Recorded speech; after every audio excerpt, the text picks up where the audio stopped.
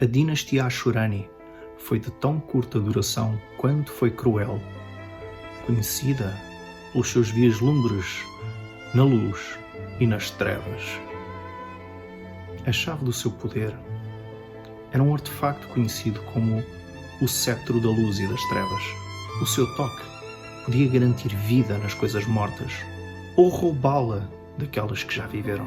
E adivinhem, a localização do cetro foi finalmente revelada. Para os estudantes da Noite Eterna, esta oportunidade não pode ser ignorada. O seu lugar de descanso final na Torre de La Farda, situada numa área conhecida pelos caçadores de tesouros como Blasted Heath, onde os relâmpagos e a chuva queimam a carne e estilhaçam sonhos.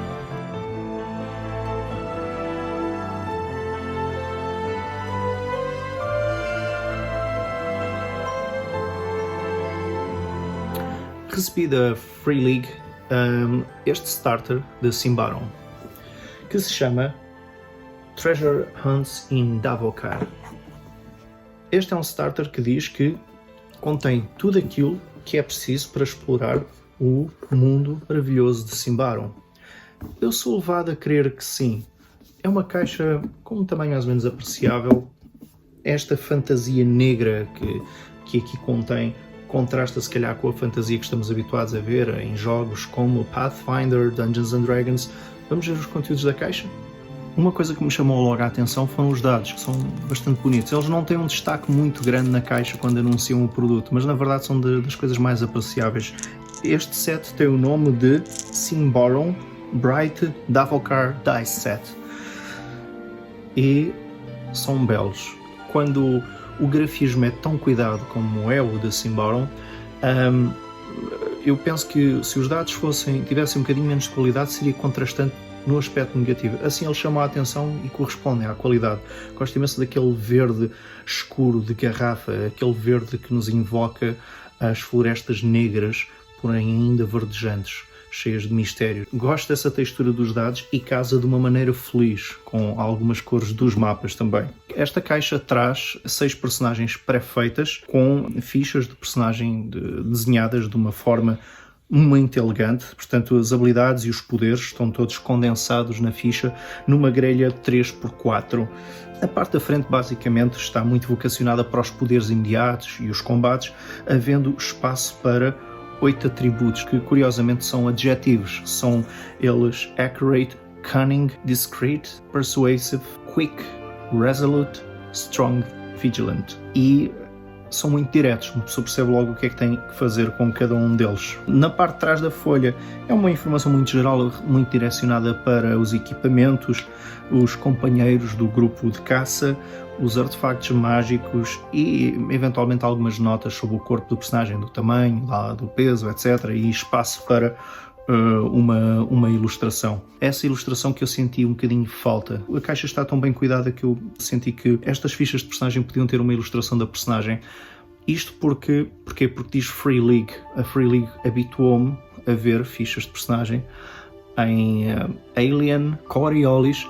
Portanto, é tudo produtos que as personagens pré-feitas têm uma imagem evocativa e conseguimos logo associar um rosto a uma característica, a um contexto de personagem, e isso cria-nos uma ligação maior. Se é um pre-gen, é um pre-gen, vamos assumir logo isso, então tem que nos vender alguma coisa, e eu senti um bocadinho de falta disso nestas fichas, embora elas pareçam muito bem desenhadas e muito práticas.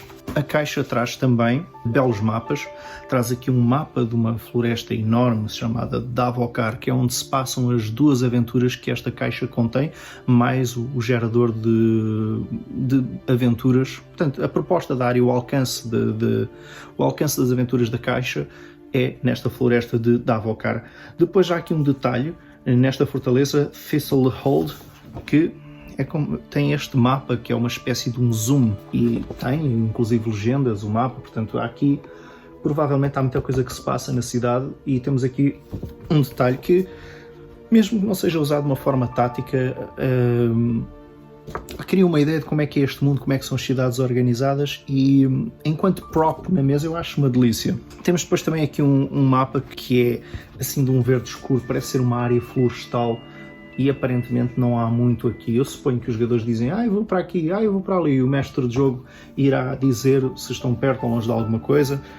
Temos também uma torre cortada em perfil para se investigar. Este mapa é brutal, eu gosto imenso deste tipo de mapas em perspectiva. Outra coisa é a qualidade dos mapas. Isto é um cartão bom, isto não é uma folhinha tipo póster mole, não, isto é um cartão bom, isto é resistente. A caixa traz também 2 livros, um que é o Starter Rules, que é o livro de regras, tem as regras condensadas do jogo. Eu, antes de ter acesso à caixa, recebi a versão digital dos livros e, portanto, sei o que é que eles estão aqui, embora não tenha lido o físico, mas acredito ser igual. E posso dizer que realmente contém tudo aquilo que é preciso a nível de regras.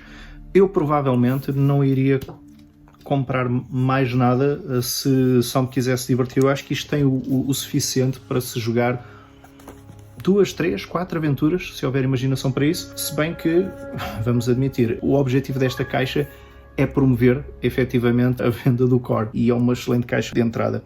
Portanto, temos aqui Starter Rules. Depois temos também aqui um livro que é o Setting and Adventures.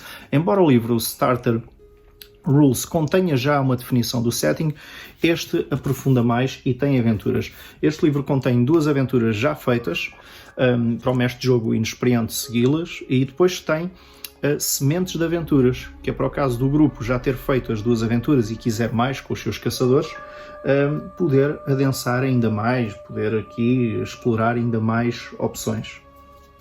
O preço desta caixa anda nos $40, o que significa que em euros estaremos a falar de qualquer coisa entre os 34 e 35 euros, na altura que eu estou a gravar este vídeo. Se eu for a comparar com outras caixas no mercado que custam 19 euros, eu posso dizer que se calhar está um bocadinho caro. Por outro lado, eu já vi outras caixas de outras marcas que são coisas que andam quase nos 50 euros e não sei se trazem mais conteúdo que isso. Portanto, eu consideraria que é um preço talvez justo, talvez intermédio, ok? Nos 34 euros, sendo que já vi starters perto de 50 e já vi starters perto dos 19. Portanto, vou considerar que é um preço mais ou menos justo. A verdade é que a caixa tem qualidade e já vi starters cujo cartão não era tão grosso. É porque aqui vê-se que cabem livros e que é robusto. Mas já vi starters onde tinha esta dimensão, mas depois era um cartãozinho fininho e não podia conter muita coisa. Este não, este é robusto. E depois há beleza nisto. Isto tem muita arte aqui e essa arte tem que ser paga. Portanto, eu entendo que este preço é mais ou menos justo. Relativamente ao sistema, é assim, é um sistema baseado em D20 Roll Under. No entanto, para aqueles que pensam que se parece minimamente com Dungeons & Dragons, estão enganados. Baseia-se no D20, mas nada que se pareça com o Dungeons & Dragons. Como curiosidade de rodapé, tenho a dizer que a Free League está a trabalhar numa versão do Symbaroum para a 5ª edição de Dungeons & Dragons.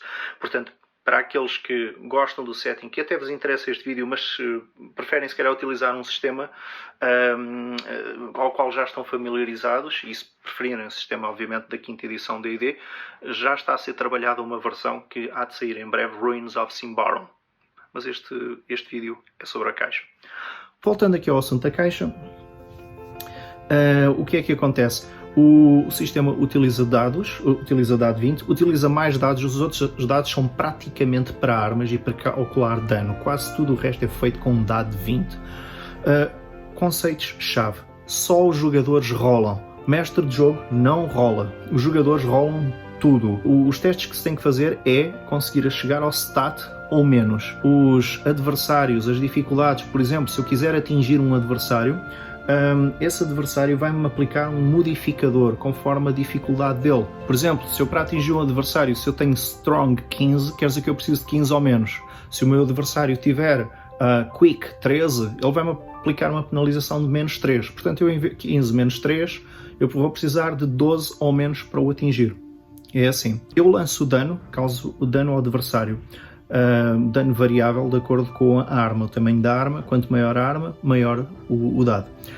Por outro lado, cada vez que sou atingido pelo adversário, o jogo faz da seguinte forma: parte-se do princípio que o adversário atinge sempre. Eu é que tenho que me desviar, então eu vou ter que lançar, na maior parte das vezes, Quick para me desviar. Lá está, modificado pelo atributo de ataque. Pode ser Strong, pode ser Accurate, pode ser aquilo que estivesse utilizado por essa arma. E se eu for atingido, o dano do adversário é fixo. por exemplo, tiram 4 pontos de vida. Eu tenho é que lançar a armadura. E a armadura pode ser D4, D8, conforme a qualidade da armadura para absorver esse dano. Ora, isto à primeira vista pode parecer contraproducente para quem está habituado a umas mecânicas mais tradicionais. Por outro lado, vamos admitir, os jogadores gostam de atirar dados. Gostam. Eu não estou a ver um jogador queixar-se por atirar para atingir, para dano, e atirar para se desviar e para resistir ao dano. No fundo acaba por ser igual, a diferença é que os dados estão só do lado do jogador e o mestre de jogo apenas toma as decisões e administra o que vai acontecer. Alguns de vocês podem dizer, isso parece um bocadinho centrado em combate, como o Dungeons and Dragons. O jogo tem bastante o combate, mas no entanto não pensem que é pesado mecanicamente, é bastante rápido. Por exemplo, não se atira dados para a iniciativa. Eu estou a ver aqui um sistema aqui de iniciativa descrito e tem uma coisa muito engraçada, isto é uma ordem. O jogador que tiver a arma mais comprida ataca primeiro. Está decidido. No entanto, se existir algum personagem que é surpreendido, ataca depois. A seguir, vê-se quem é que tem mais quick. Portanto, quem for mais rápido, depois disso, ataca a seguir. Se houver empate, vai-se desempatar com Vigilant. Só depois de Long Weapon, Surprise, Quick, Vigilant, aí sim é que se desempata com um dado 20, e aí sim é quem tiver mais alto ataca primeiro, mas a probabilidade disto não funcionar e ser necessário tirar os dados é relativamente baixa. As armas têm muito impacto. Há uma coisa interessante nessa seleção das armas, não é só o dano que interessa o tamanho da arma. Por exemplo, armas longas já perceberam que dão uma grande vantagem. Um gajo com uma arma grande vai atacar primeiro. No entanto, quem tem uma arma curta tipo punhal, saca da arma da bainha logo. Isto é excelente para quem é apanhado de surpresa. Um personagem que é apanhado de surpresa, no momento que é surpreendido, ele não puxa da espada. Ele ou ataca com as mãos ou gasta a jogada a puxar da espada, mas já não vai atacar. Se ele tiver um punhal e ele for surpreendido, ele até pode atacar depois, mas ele vai sacar do punhal e golpear na mesma jogada. É muito interessante, é mesmo muito interessante. Há uma vantagem tática em ter determinadas armas. Eu tenho uma espada, mas compensa eu andar com um punhal atrás se eu for apanhado desprevenido. Eu posso ter uma espada e um punhal, mas compensa eu ainda ter uma lança, se calhar com uma arma principal, especialmente se eu souber que vou emboscar alguém, ok? Ou se estiver num campo de batalha. Portanto, e entre isto eu posso andar aqui a fazer escolhas de armas baseadas simplesmente no tamanho. E não pensem que é uma coisa muito complicada, porque não é. Algo de muito óbvio, que eu não estou a mencionar, mas que já devem ter percebido por esta altura, é a beleza gráfica deste jogo. Este jogo tem um valor intrínseco apenas pela sua arte. Eu acredito que haja quem compre o jogo por causa da sua arte. É um bom jogo, tem umas boas mecânicas, o setting é interessante, estamos a falar de caçadores de tesouros que se aventuram numa floresta obscura, e isto tematicamente tem o seu apelo, mas a arte do jogo é das coisas mais maravilhosas que vi. Isto é do grande ilustrador Martin Grip, que fez ilustrações também para Alien, está a fazer a ilustração para a segunda edição de The One Ring. Um grande artista, tem um estilo muito particular e eu admito que pode haver quem compre o jogo por causa disto. Vou deixar-vos agora uma imagem aqui geral dos conteúdos da caixa. Eu penso que é uma caixa que agradará a muitos e para quem não quer investir num core, têm aqui a oportunidade de investir numa caixa que contém mais que suficiente para se aventurarem. Tem aqui 2 aventuras e ainda tem material para se fazer mais alguma coisa. Isto se calhar é mais diversão do que alguns jogos que custam mais e que não trazem aventuras nenhumas. Portanto, aqui há muito uma ajuda step by step que me agrada bastante. Quero agradecer à Free League de me ter enviado esta cópia para resenha e para unboxing. Vemo-nos no próximo vídeo da Máquina do RPG. Obrigado por terem visto.